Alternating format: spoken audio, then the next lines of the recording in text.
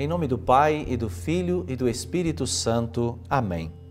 Jesus manifestou-se aos seus discípulos e, depois de comerem, perguntou a Simão Pedro: Simão, filho de João, tu me amas mais do que a estes?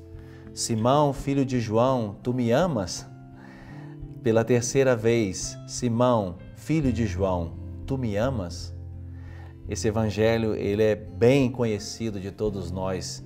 Jesus faz as perguntas, Essas perguntas aqui tão cruciais na vida de Pedro, mas também na vida de cada um de nós.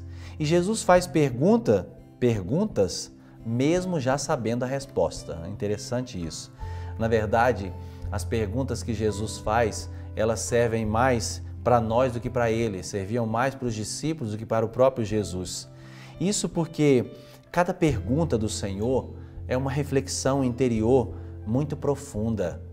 Se nós vamos entender a pergunta no contexto lá dos discípulos, nós vemos que não dava para poder dizer qualquer coisa, porque a Deus ninguém pode enganar. Pedro não podia dizer qualquer coisa. Pedro não podia florear na sua resposta, porque para Deus ninguém pode dizer mentiras, ninguém pode enganar a Deus. Vocês lembram, por exemplo, de Saulo a caminho de Damasco? Quando Jesus também, naquela experiência, perguntou para ele: Saulo, por que me persegues? Saulo teve que confrontar aquela pergunta com o que ele estava vivendo naquele exato momento. Ele estava realizando uma perseguição sistemática à Igreja de Cristo. E aquela foi uma pergunta existencial. A pergunta existencial é quando mexe conosco, Não é só dizer o seu endereço, onde você mora, a sua cidade. As perguntas que Jesus faz são perguntas que mexem com o nosso interior, são aquelas perguntas que nos fazem tocar na nossa essência, dizer de fato daquilo que a gente é. Como é bom quando a gente tem uma conversa assim, Às vezes aparecem pessoas que nos ajudam a ter conversas existenciais, conversas que falam da alma, que falam da verdade que está dentro de nós. E no texto de hoje, não é Saulo, mas é Pedro que deve perguntar-se sobre o seu amor por Jesus. Era muita promessa e pouca ação, a gente sabe disso. Pedro era muito bom com as palavras.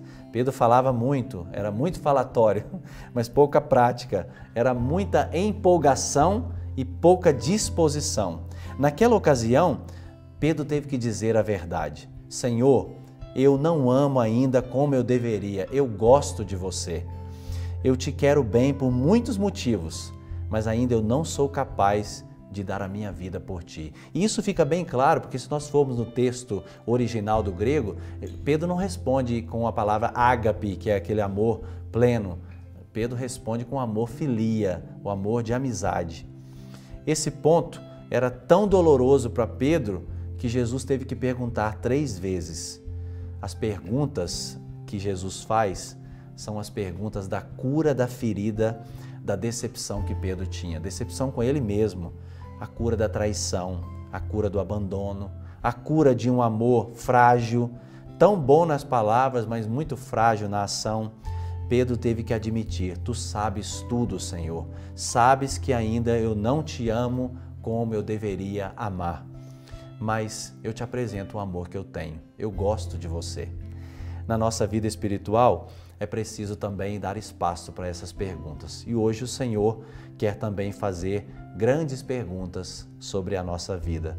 Perguntas que nos coloquem face a face com Ele, mas que nos ajudem a nos colocar de frente com a nossa própria verdade. Sobre todos vós, desça a bênção do Deus Todo-Poderoso, Pai e Filho e Espírito Santo. Amém.